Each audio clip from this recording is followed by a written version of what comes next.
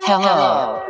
You are listening to the Carroll Connection with your host, Jared Carroll.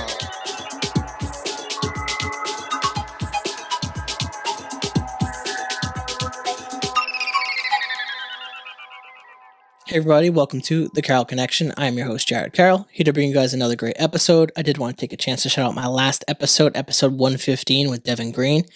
He is a real estate agent kind of in the Boston area. We talked about how he got into that, how his and his family moved over from Jamaica when he was early in his kind of childhood. And we talked about him playing sports, how he made friends through sports, specifically football. So we had a great conversation about that. Talked about getting into real estate and how to get into real estate. So it was a really great episode. You can check that out at thecarrollconnection.simplecast.com. Also available Apple Podcasts, Spotify, and all the major listening platforms. If you like to watch your podcasts, you can search on YouTube, The Carroll Connection, or search my name, Jared Carroll. Should pop up right for you, so please check that out and subscribe if you can. For today, bringing in another great guest for episode 116, Raquel Lima. Hello, everybody. Welcome to the podcast. Appreciate you coming out here and doing this. Like I mentioned, I let kind of people just open up with who they are and what they're doing currently. So Okay. So I'm Raquel. I'm Raquel Lima. I am a veterinary technician, 27 years old. Yeah. you looked at me like I was going to save you on the age part. I'm like, well, awesome. And we're going to dive into your career path as we progress with the conversation as well. Okay. Like I mentioned off podcast too, I like to start with family dynamic. And for the listeners and the viewers, I like to explain why, because I like to lay down the foundation basically so we understand where you're coming from and we're kind of building on top of that because this episode is kind of like your life story. Like obviously we're going to summarize in like an hour, but so we're going to try to hit on some important topics for you guys. But with family dynamic, I'll let you take the floor. Obviously, whatever you're comfortable with sharing, and we'll build off that. So okay. So I mean, I grew up with my mom, my dad, and my sister in Seekonk, as you know, and it was we had a close knit family, pretty much. I mean, we had a lot of family parties, spent a lot of time together, and. I feel like I didn't feel like, sorry, see, I got nervous. You're okay. Went to school in Seekonk, of course, to the high school, and ended up graduating, going to college at Bristol Community College, but didn't end up passing, so that's unfortunate. But got to meet some good friends through there, and yeah, I mean, that was pretty much the dynamic. My family stayed close-knit, most of my life, spent a lot of time together, but a lot of people passed away, unfortunately, as you age, and that happens, and then we kind of fell apart. So now we're just kind of trying to mend broken ties, I guess, and yeah, that's about family dynamic, I guess, for me. Yeah, I can relate to the fact of I have a big family, so growing up a lot, I lost a lot of family, and that was pretty traumatic. Luckily my family pretty tight knit. We do family reunions and stuff like that. So we were able to kind of hold it together a little bit. My mom's side kind of fell apart a little bit. And we were all kind of separated and fractured. I mean, big Portuguese family. So same. So you have a lot of, it's like the negative of a big family is what comes to big family as you age. It's going to be a lot of deaths. I mean, it's kind of the unfortunate reality that we have to accept with life. Yeah. And my grandmother was kind of the glue that held us together, and she passed away, and slowly but surely, some people stopped coming to family parties, and then other people passed away and or got divorces and so on and so forth. So just, a lot of change within the family and sadness, and like I said, broken, but we haven't really gotten through it that much yet, so still working. It was pretty similar too with my grandmother, my mom's mom. She was the first kind of unfortunate domino to fall, and that was kind of like my religious tie for a while. Was she was the reason we went to church and all this stuff and CCD. And as soon as she passed away, things kind of turned differently. And luckily, my parents didn't force religion on me in that aspect. I was able to make the decision for myself and was like, I don't want to continue with this. I know my grandma probably wouldn't have liked that at the time, but I'm glad that I was able to make that decision for myself. And grow, and that was kind of like my awakening moment. Almost was like losing my grandmother was kind of like, okay, this is real life. Like I can't like live in like this childhood like Yeah. fantasy world. Because I think it was like fourth grade when my mom would always pick me up. But on that day, like we knew my grandmother was sick, and then my dad picked me up, and that was when I knew things were wrong, and Yeah. it kind of turned this whole tide. It was kind of like this, whoa, this is different, and Yeah. brought these new emotions and like new experiences, and like going to like the funerals and the wakes and seeing like your family members upset. It's a different process that kind of forces you to mature pretty quickly. Yeah, and they were people that were there and are not anymore, or they're not in the form that we knew them as, and yeah, it's definitely life changing, life altering. Yeah, and I'm glad in some way that we share that experience, because I always find it interesting. That's why I lead with family dynamic, because you never really know what people have gone through until you actually ask. So Yeah. I always find that really powerful with the podcast, and that's kind of why I lead with family dynamic, and we'll kind of make this transition to kind of like your childhood and growing up and between the sports and hobbies you might have played. So I'll kind of let you lead with that, and then I'll kind of go off that, because I'm not too sure what sports or hobbies you played. I know we talked a little bit about horses and stuff and how Yeah. that kind of led into your career now. So, but whatever you want to lead with, I'll let you go with that. So I mean, as far as sports and hobbies are concerned, in I mean, I've always had interest in a little bit of everything. I kind of enjoy being outdoors and being a sports girl, I guess. But my body doesn't. I'm very clumsy. Yeah, and same thing with talking. Like I said, or not just talking, but in general, when I don't know how to do things, I'm like physically nervous and mentally nervous, so it's even worse for somebody that's clumsy, of course. But yeah, so I mean, I did softball growing up with the town, and I enjoyed that a lot. I did do basketball in the high school, and I also did swim, but those were just not anything to write home about. Uh, yeah, I don't know if I should share the stories here, but basically, so basketball sucked at. I joined after dog week, and literally, like, I didn't know any of the plays. I think I played in only a few games. I was definitely like on the bench most of the time, unfortunately, other than practice, of course. But I remember home game. I got the ball, dribbling, running to the other end, shot, missed, wasn't our side, and I missed, like I said. So that was very embarrassing. And then for swim, like same thing. I joined late and missed whole dog week, so I also wasn't great at that. But I do love to swim. That's one of my more favorite hobbies. Always have. I just wasn't great on the team, and I didn't know how to do a proper relay, and I got tagged in at the wrong time. The only meet that my parents came to come see, and I jumped in and I cannonballed on a girl.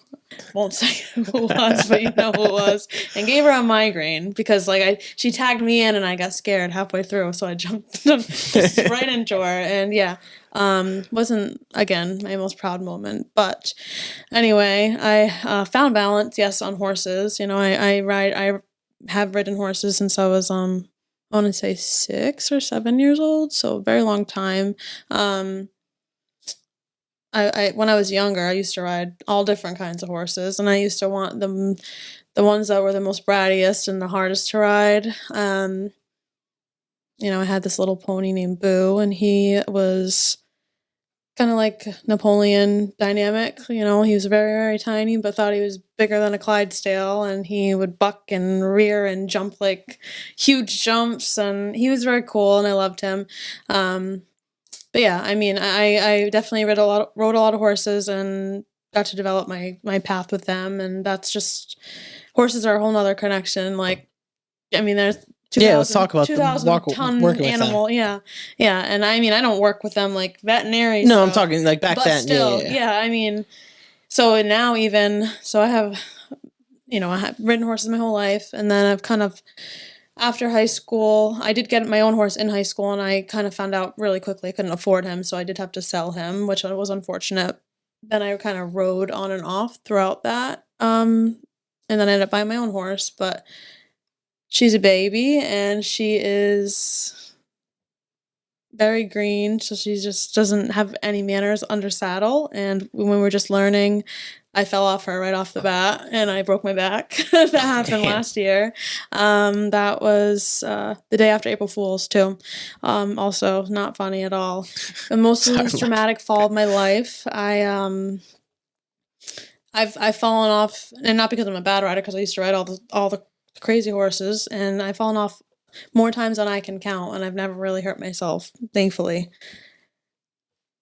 Now I'm 27. I have a baby horse. I fell off her at literally a standstill, and I just fell on my butt, and I got a compression fracture in my lumbar one, and like the first lumbar and the last lumbar. So my tailbone in the middle of my back, basically. Fuck, that's probably so painful. It was very painful. And I was out of work for like 6 months. Damn.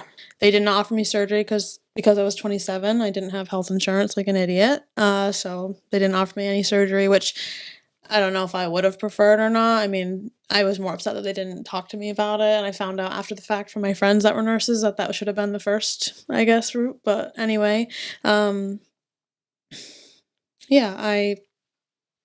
Does that pain still linger at all? Like the pain? Yeah. Oh, of course it does. Yeah. Damn. I like if I stand or sit for too long, it definitely is uncomfortable. But Tylenol usually does the job, and I feel like it's just gonna be like a discomfort that I have to get used to, kind of having a migraine, I guess, all the time. But that's an interesting, yeah.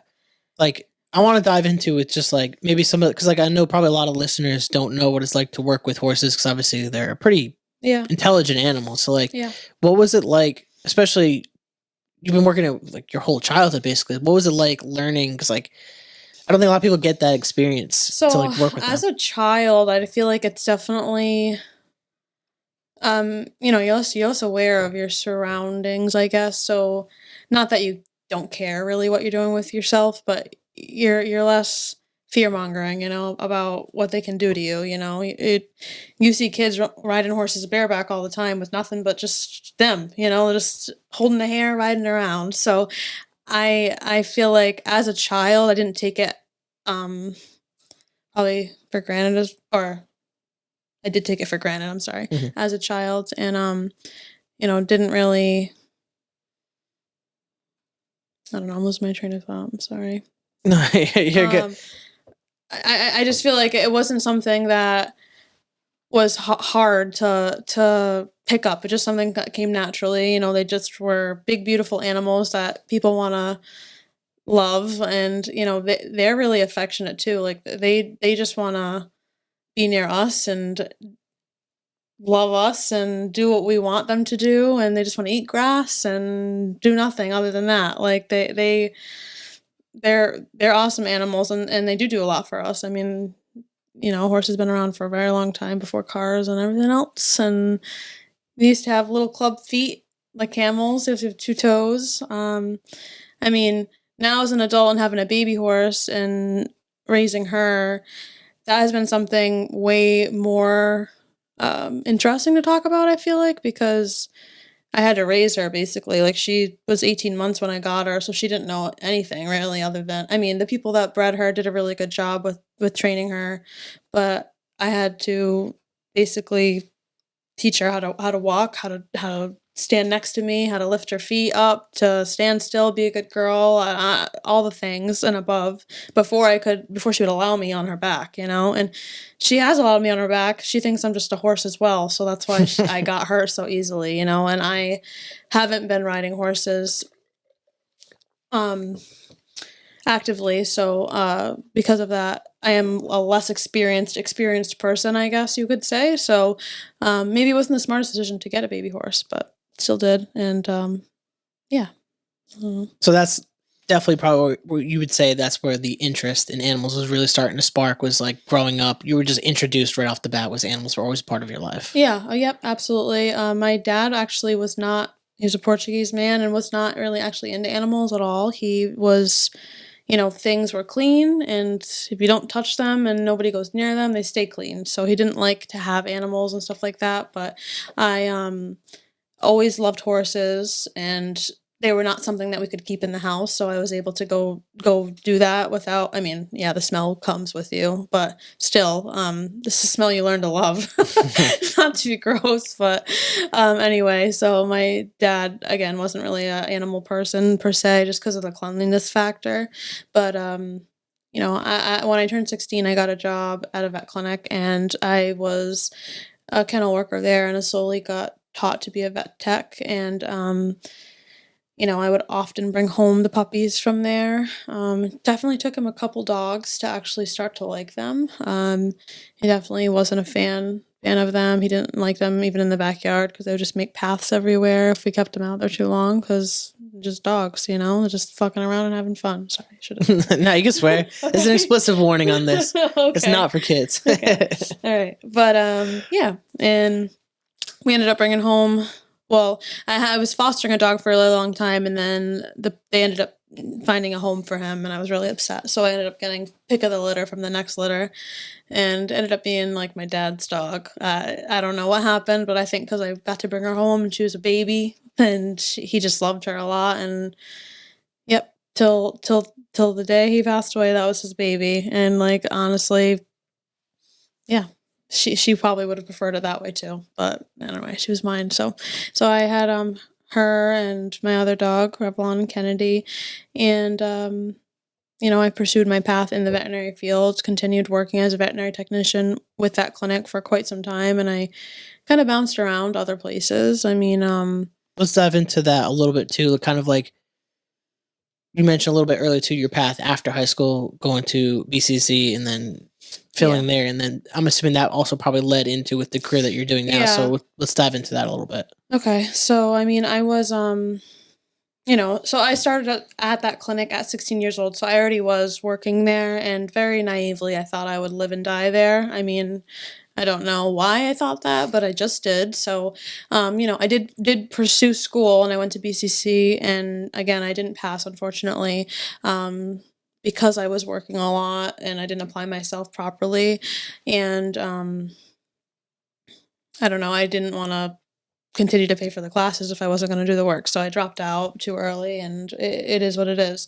So I didn't really have that certification or license behind me, the general studies, to move forward. So I pursued just online certification to be a veterinary assistant or a veterinary behavioral degree. So like it's just an online college, and kind of like we were talking about earlier, like with school, like they just give you the whole book to do everything, and I only knew everything because I had the experience to begin with, so like I had the book in front of me, but then I already knew everything to begin with, so it was a pretty easy thing to pass. So I was able to do that in like less than a year, and it was, I mean, an online school, so it only is supposed to take you up to 1 to 2 years anyway, but at least I have that, I guess, behind me. And if I want to pursue being an actual CVT, certified veterinary technician, I can pursue that, but it's not something that's really required to be a vet tech at this time anyway. I mean, there's been hearsay for a long time, 10 plus years, that you need a license to be a vet tech, or they're going to be making that official per se. Like you can't, if you don't have a license, you can't put your hands on them or do medical procedures per se. But it hasn't happened yet. And I mean, I definitely would get that license, but I haven't. And in the meantime, I have experience, and I've continued working in the veterinary field. I mean, I've been doing this for 10 years now. I'm 27, as I said, started 16, so 11 years actually now then. So it's been a long time, and again, I've worked at many different places, so I've kind of seen the worst, the bad, the ugly, the best, and the greatest out there, and we could probably dive into that too in a sec, but like I think you hit on a great point too with like I think experience is more valuable than the actual stuff that you get on a lot of these, like whether it is college or whether it is these online courses. Like there is valuable information in these facilities and these institutions. Yeah. But absolutely. Everything that I've ever learned was always on job experience. Like I don't think you learn. And I'm a hands-on learner. Yeah, as well. exactly. And I tell people that, like, and yeah, I definitely agree with that for sure. Yeah, it's always this weird, especially I think maybe the things are changing with the way society is and the way people like view college, because like there was definitely a pressure to go to school, especially when we were going to CConk. And everyone that I've talked to, I always ask kind of like, what was the reason why or why not you didn't go to college? And like the reason usually tends to be there wasn't another choice. It was just you go and like that's what you do. Yeah. And I mean, that was definitely the way my family felt. Like both my mom and my dad definitely wanted me to go down that route and go to college. And, the stigma of if you don't go to college, you're not going to have a positive outcome of your future or something like that, was there. So I did do that for that reason, but it didn't work out for me. And I was able to continue doing what I like to do anyway, so I don't say, as I'm looking, like currently, as I've told you, I am kind of looking around for other opportunities. And what I literally tell them is I'm sorry, I got lost again. It happens all the time. You're good, because like I was gonna build off of the fact that like part of the reason I think that I'm happy to have you on what you're talking about too is I think a lot of people go down this beaten path of school and they think it's their only way to go, and like this is what you have to do and there's nothing else you can do. Yeah. And you found a way to do what you love doing. Yeah. And you found ways around it without having to necessarily go get the typical 4-year degree or the community college degrees. Like there's ways around these things that one can probably save you a lot of money in the long run to do the same stuff that you want to do. I guess I think that's what I was going with that I forgot was that like I used as an example that I didn't need to school for the other place. So not that it's not worth it to go and not that you won't benefit from it, but I was able to get there without it anyway. So why would I spend the money? And also when I don't have the time being a veterinary technician to do that, but also in those opportunities, I'm finding that a lot of places are willing to pay for that. They're willing to set aside hours and pay and take care of that for you to help better your future and stuff like that. And a lot of the places I've talked to about those opportunities have mentioned that. And I'm getting asked that question even last week. I got asked it like 3 or 4 times. Like, would you pursue that? Would you want to? And, I definitely would. But again, a few years ago, I was considering going back to school because I felt like the certification saying I was a veterinary assistant, even though I have all this experience, wasn't enough, so like I was happy with where I was, but I wasn't, and I didn't want to get stuck because also this job, like any job, but this job specifically kills you. It really does, mentally and physically. Like your body deteriorates, and they say a vet tech like doubles in age. Like I'm really 47 right now, so like body wise, and it's true. Like we get thrashed around all day by animals. Like it sounds bad to say, but it is. Like we have to restrain pets. We run around crazy. Like we're on the floor, getting up, bending over, hovering. Like it's just a lot of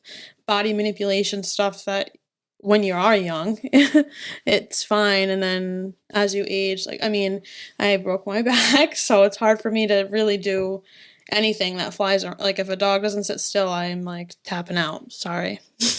Yeah. I mean, it's something you don't even think about too, is like how much like physical stuff you're putting your body through. Oh yeah, absolutely. And I mean, again, it's more like I said earlier too, like the consistency of it. Like if I'm sitting there in an exam room and the pet is 50 plus pounds and I need to hold it for a 15-minute exam whether it's nervous or we have to take our time or whatever. Because they're not always thrashing. Sometimes it's just like I said, sitting in that position for so long. It's very uncomfortable. And I worry about it. I'm like, how am I gonna? I wasn't expecting to have this injury. I was 26 without an injury and running around like a chicken with my head cut off. And I got hired as a multi-talented tech, and that is what I am. Like I can do everything, and I'm very proud of that. And again, my experience is what has gotten me those jobs and those opportunities. But now I'm like nervous about losing those opportunities because I can't physically handle them, So what I was saying is that I was interested in going to school to be a manager, like in a hospital setting, and you can do that anywhere. I can be in a human hospital and be a manager, and whatever you have clearances for, you can help with. You don't necessarily need to have a license to help with medical things, So a managerial license is something that would help you get in the door to do those things too, and I could make more money, and but again, didn't pursue that for time and money reasons. So now I'm back looking for more job opportunities, and that's kind of my goal, is to be a veterinary manager, supervisor, liaison type person. And those opportunities are being given to me, so I'm excited about it. But it's a big change. It's responsibility. It's scary, and yeah, it's hard. It's hard to see your future when you I don't see where I'm going yet. So it's hard to imagine it right now because I have so many different directions I could go. So That's why I really like doing this podcast too. Is like we're the people who I've interviewed. A lot of them are kind of we're in this space where we are more specifically the people kind of post like those I'd say kind of like post 21, post 22, Mhm. where it's like closer as we start approaching closer towards like the 30s and stuff like that, where we're getting more in depth into our career and we have to kind of paint like our future at the same time, like whether you want family, whether you want kids, how you want your relationships to be, where you want your career to go, where do you want to live, like yeah. all these different things are thrust upon us. Plus we're living in a time with extreme inflation, our economy is Well, that's crazy, why I'm thinking of COVID. those things, because I'm just like, if I do want a house, if I do want kids, and I want a family, like regardless if it's my spending habits or not, I can't afford to live right now, and I don't make terrible money, but I don't make what I could be making. So Mhm. like, yeah, I'm asking for a raise in these other opportunities, but I'm also looking for other avenues I could potentially go down, whether it be getting a license and being a manager, or a license as a CVT, or both, or none, and doing just those things because I can, because I have the experience. I don't know. I don't know where it will go, but yeah, for that reason, it's yeah. Yeah, I think I mean I would say to anyone out there too, with whatever career you're in, if you're not open to new opportunities, you'd be crazy. Mhm. Because like it sucks that the way society and the way a lot of businesses have formed, a lot of the time is the way to get That's how you increases. survive. Yeah, it's increases in salaries. Usually is job Mhm. jumping, and like Well, and that's what I was, because I also, work with my sister at this job now too, which, um, I'm happy she's there. She's kicking butt and everything, but I almost feel badly that I had her come, because like it's kind of, we're burnt out, understaffed, overbooked, and yeah, it's just a tricky situation. Absolutely. yeah, times are tough with like employing people, getting people to work, and especially probably in an industry like what you do, Yeah. where you're taking care of people's animals, and it's like we need that. Like it's such an Yeah. important role because like everyone loves their animals so Mhm. much. Like Well, and pet care is very much so every year increasing. Like, I mean, I don't know about you, but like 10, 20 years ago, people didn't bring their pets to the vet like they do now. They used to let their animals just run outside. They don't, you're lucky if you have that rabies vaccine on board, no, nothing. Like, now people, a dog has an itchy ear and they're calling it an emergency, and they need help, and they're not wrong. I'm not saying that whatever's going on isn't an emergency. Depending, I mean, typically an ear infection is not an emergency, but every situation is different. You don't Has this infection been going on for 3 months and the dog's freaking lethargic and vomiting and diarrhea now because it also has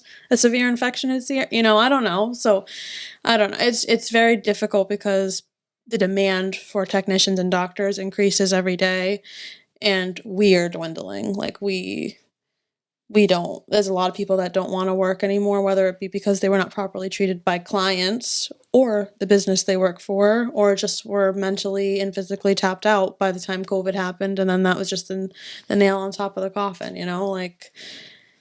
seems like a similar correlation between like actual human hospitals and animal hospitals, the Oh, way absolutely. the treatment of actual technicians, and Mhm. it seems there's a lot of things that are Yep. very similar between those two in the way that Mhm. the industries are reflecting that, because you're seeing a lot of nurses as well, like RNs and stuff like that, are Yeah. pulling out because they're Yeah. tired And and they're not getting paid. I would almost compare a pet industry, not 150%, but similar to like babies going to the doctor, No, it'd be because similar. Yeah, I would agree it with that. is like that. Like, because it's not, because I wouldn't say I'm comparable to nurses, because they're dealing directly with us, and we can be nasty as human beings, but then when you deal with someone's baby, like they're like, you got to be real careful with what you do. Obviously, you want to make sure they're in the best care, and you want to make sure that they're happy and whatever. But if they're not happy, that can go very, very much so downhill, and you don't want that to happen. You want to provide excellent, top-notch care to them and to the pet.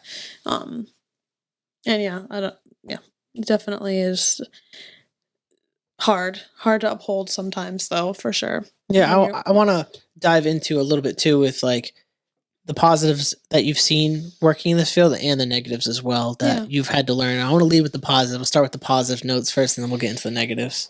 The positives of working in the field, or things you might have learned that have been like impactful to like your own like day-to-day living too, that have been like worth. I mean, impactful to me. I would say that the first veterinary clinic I worked at, I worked there for quite a long time. It was a breeding clinic, so it wasn't your typical run-of-the-mill general practice where they just saw appointments. They're also seeing breeding clients, progesterones, C-sections, ultrasounds, the whole 9 yards. And they also have a sperm bank. Like, they literally have frozen tanks filled, of dog stuff. So, that we literally, we spin down, we count the sperm counts, and, it's literally a breeding clinic, So, anyway, unfortunately, I didn't always see the best clients being supported there. Because I worked there, I developed I didn't enjoy people who did breed. I definitely was like an adopt, don't shop type of person. Definitely was spewing that out of my mouth a lot. But then I left because I was not happy with how things were being handled, and I just, dogs don't have any rights. They don't have any, they're deemed property. So when it comes down to breeding, unless you're breeding 3+ dogs and have over 30 puppies, you don't need a license. And even then, unless someone reports you, no one's going to really know. So it's, unfortunately, I hate to be that guy, but I don't, and I am that person. So a lot of people breed that they shouldn't, and we don't really have a say in that, unfortunately, at this point, here at least. Every state is different. So I left that clinic, went to other clinics, and I realized that not every clinic does approve of that. Not every clinic will let people, I I want to work somewhere that has morals and just tells people like it is. And if you're not breeding to help better the breed, because there are so many strays, and that's kind of where the adopt don't shop thing kind of comes in, because I do still agree with that, but at the end of the day, I do also agree that where do we get these dogs to begin with? But at the same time, there's so many of them that they don't even have homes. So it's just, if you're not breeding dogs to make things better for the breed and make it live longer and healthier, then you shouldn't be breeding to begin with, because you're just adding to the problem that's out there, which is overpopulation and bad bred dogs who just have issues, which cost clients thousands and thousands and thousands of dollars, and then stigmas against the breed. Even my own dog, my Dalmatian, okay? So they're prone to heart disease, bladder stones, bladder cancer, skin allergies. They're prone to a lot. Love my boyfriend, but he surprised me with her from not a reputable breeder, and she's got all of them. She's got every single thing wrong with her, and she's a beautiful dog, beautiful standard as far as the way she looks, but, she's got all those issues, and thank God I'm a vet tech because I can take care of that stuff. But how about the person that didn't know anything about French bulldogs, that bought a French bulldog, and now they have a dog that can't breathe through its nose properly and allergies up the butt that are going to cost them $300 to $700 plus to treat and take care of, just because they didn't manage the allergy, and now they got to manage the allergies, which is probably going to cost them over $10,000 throughout the life of the dog to take care of. Those are things that are avoidable and that breeders can fix by not breeding dogs that have those genetic conditions, or like I said, heart disease.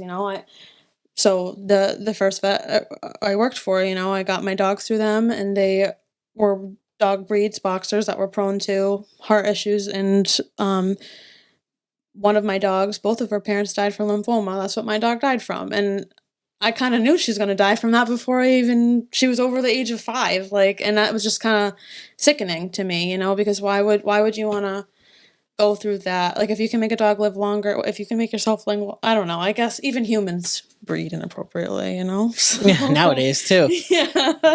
Yeah, I don't know. I mean, somebody might say that about me for all I know. But anyway, I just think that, yeah, it's just, and dogs are different. Like we go and people pick them based on color, and they should be picking on them based on health. Like, it's just very weird dynamic and situation the way people think, and because they're not held responsible, they don't think about it, and when they're not addressed with the concerns to their face and they don't have to see them, they pretend like they're not there. Like, I honestly say often, like, I think that if breeders had to be responsible for holding the puppies that they put into harm's way, because I've seen puppies die from genetic conditions, having heart issues, just because, like, one time we had a puppy come in and it had a grade 5 heart murmur, ended up like passing out outside. It was not even, I think it was 3 months, 4 months old. So it was a brand new puppy. It was a breeder from California, breeding American Bulldogs. Got shipped over. Parents paid all this money for it. Not AKC registered, not health tested, nothing, but paid all this money for it. And they let it outside, and we thought it was heat stroke originally, but it had a grade 5 heart murmur, ended up having a heart attack and died. Like, it's not even 6 months old yet, and it's dying from, like, that's, the breeder didn't believe the people and wanted to see a picture of the dog, and then sent them the mother or something that also had a heart issue, and they took it. Like, and this is what I mean. Like, people just are a little tapped. Like, and I don't understand it. Like, and they're like, you know, they lost their dog, so it's kind of like you have to see it from their point of view, because they just lost a dog and they spent money on this dog, but then they still supported the breeder by taking this other dog from, and you know, also what they wanted to do, breed it. So you see, you can't teach stupid. You know, some people just Facts. Some people just don't get it, and those people, you know, the way I try to address, like, clients, like, I'm often that person that gets taken to talk to people that, I mean, again, just yesterday, I had one of my technicians came out of the room. He was upset because the dog had never been to the vet before. It was a puppy. She wanted to bring it to the groomers, and she just wanted a rabies vaccine, and that was it. And, you know, he wasn't talking badly about her or anything, but he basically was just like, you know, she's not all there or something. I'm like, okay, I'll have fun with this appointment. Let me go in and I'll talk to her. And I more or less meant that because I'm the person that's grabbed to talk to clients about things, to explain things proper to them, because I am patient and I am comfortable with what I'm talking about, and I can explain this person was not. So that's probably what happened, is that he just told her what she needed to get and she didn't know what anything was. And, you know, some people just want to be heard and talked to and be given the time of day and have this conversation. You know, they don't want to just feel like they're giving you money and they're going, you know, especially with something like that, like a pet or a baby or anything like that. So, you know, went to the exam room and I explained everything to the owner about what vaccine means, why we do it, why it's important to do it. I mean, and she ended up getting rabies vaccine, distemper, dewormer for the pet, heartworm testing. She did a heartworm prevention, flea and tick to go home, all this stuff. And, you know, all it took was some explaining. So I think having patience and seeing things from the point of view of the client is really important, which in a field where you're burning out and just running on nothing, I guess that's hard. It doesn't make it excusable to be rude to people that are also looking for our help and our guidance, which is why I am the way I am. But, you know, there's definitely people that don't care. There is. It is what it is. I mean, there's definitely people that just there to work, and not saying that they do anything inappropriately as other than maybe have a bad attitude, but that's enough sometimes to just make things. It's tough for a field like that, like to have that attitude, absolutely. especially like nurses and stuff. Like, because I mean, we've all probably again why I am the way I am, because I rather sing and dance, and I mean, even if I fly off the handle, I'm a little pissy or say something, you know, because there are. You know, of course, there's going to be always people that your personality might clash with. It doesn't happen too often for me, but it's a stressful environment, so sometimes it does happen. I am the first person to turn right around, like, whether I said a snappy comment or said something I shouldn't have said, 2 minutes later. I know I said that, and I'm really sorry. I didn't. I just want to let you know, like, I was just kind of a little stressed. You know, I'm the first person to go do that because I don't want, and I'll say the same thing to a client. There's been times where, you know, like, okay, so dental procedures, when we do dentals on pets, we can't poke things in their gums and stuff when they're awake. We don't know what, when you go to the dentist, you have to hold your mouth open the entire time, and they have to probe your teeth and clean your teeth with your mouth open, and then they ask you questions and they try to talk to you with stuff in your mouth and all this shit. Okay. That's how we do animals' teeth too. We don't just look at them and, just say, hey, come out, tooth, and that's what happens. We have to do work. So a lot of people don't get that properly explained or don't understand that. So then when dentals come, estimates change because some teeth can look perfectly healthy and then they're broken, or they have holes in them, or they have gingival recession or resorptions or whatever it might be. And yeah, I mean, then people are kind of not forced, but I have to call them with their pet under I mean, obviously someone else is monitoring and the doctor's there and whatever, but I have to make an estimate, call them while their pet's under anesthesia and give them an updated estimate and be like, hey, yeah, like you have to take out all these teeth and this is how much it's going to be. I mean, there's been times where there's some clients that asking me 50 million questions and I'm like, listen, pet's under anesthesia. I need to know right now. Do you want me to take the teeth out or no? I know it's a lot of money. It's 12 teeth. Like, I mean, and I don't know what to say. And, sometimes, like, my point is that conversations might get a little escalated, but I'm the first person to make sure that I'm grounded and I take responsibility for those situations. Like, that situation happened basically, and a client felt pressure to make a decision that she had to take the teeth out in 5 minutes, because somebody didn't check her in properly and explain the process to her. So then I called her while the pet's on anesthesia, and she's like, was only quoted for a dental cleaning and the dog needed full mouth extractions. Dogs have 42 teeth. He had 30 teeth left, so we had to take all the teeth out, and she was very caught off guard because the bill was easily quadruple the amount. Like, not $600, and she was not happy. She had to take only 3 minutes to decide and all this crap, and I understand it, but also I'm like, I'm stressed. Like, your pet's under anesthesia and we need to get these teeth out. It's going to take us a long time. We don't enjoy doing this. And anyway, so she came in and, asked to speak to me, and she wasn't unhappy, but she didn't like how the conversation went. And, I apologized to her. I told her that she was right because she was, she shouldn't have been rushed to make that decision. She should have been talked to well in advance about what was going on with her pet's mouth.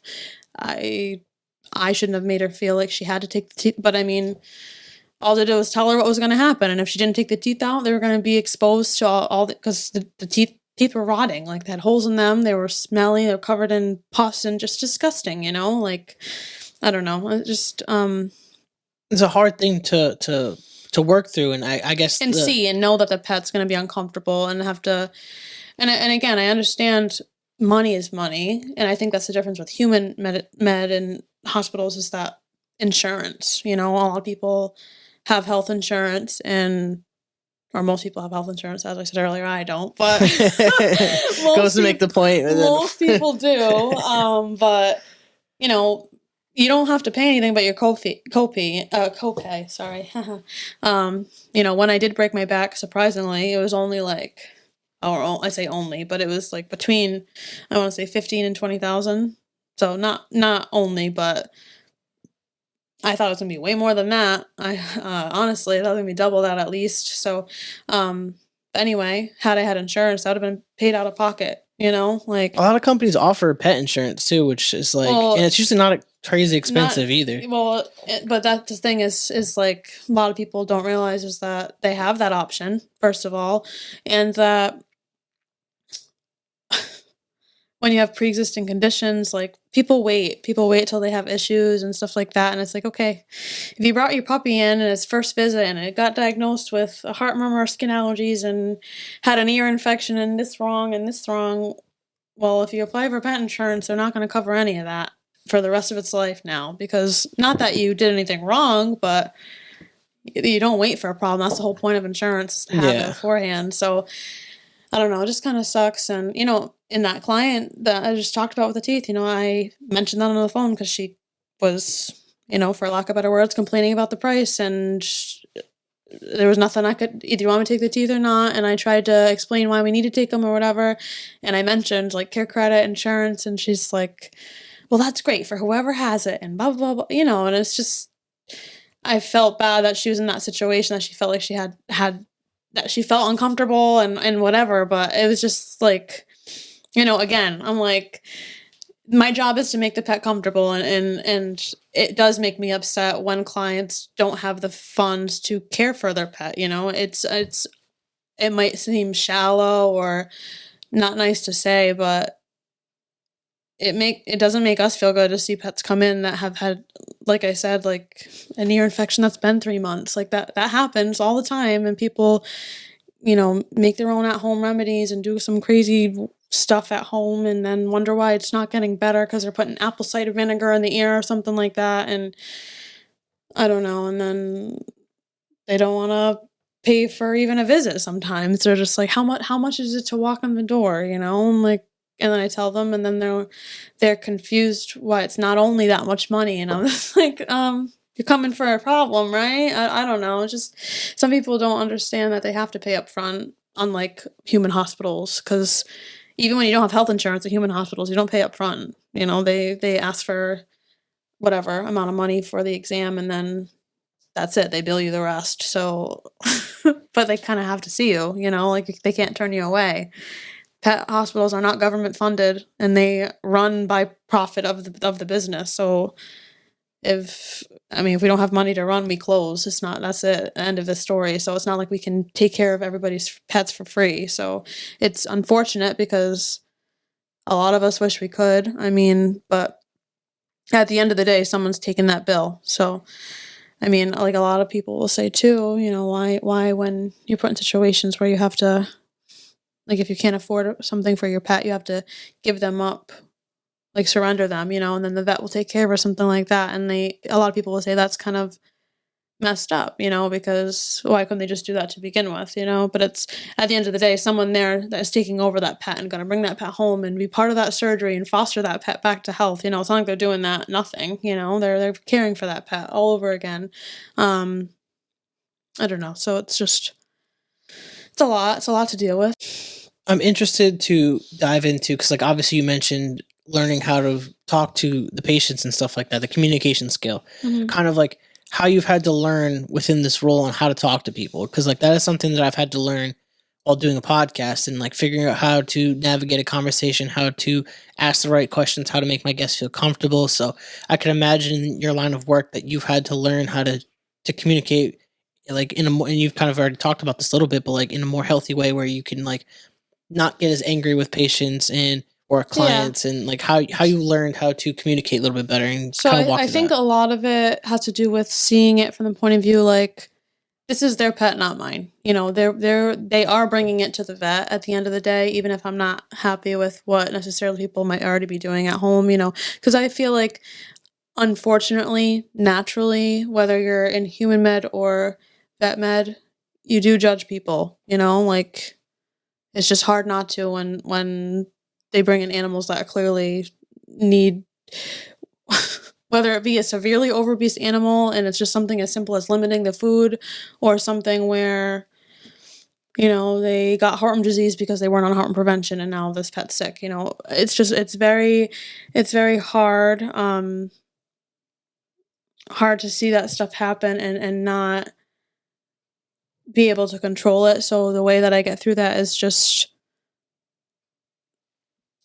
kind of imagining the pet was my own, and I kind of try to explain that to the owner, the importance of what we're doing. And like I said, a lot of people just want to know that you're not just doing it for the money. And we're not, but it's just, unfortunately, the way that businesses are run right now and a lot of vet clinics is that we don't have 45 minutes to convince people that this is what we're going to do, like your appointment is 15 minutes long. So, it's just, unfortunately, the passion is there, the time isn't. So I just not make up, but I like just have a conversation with the person about what's going on and while we're going to do things, and just try to get personal with them. And,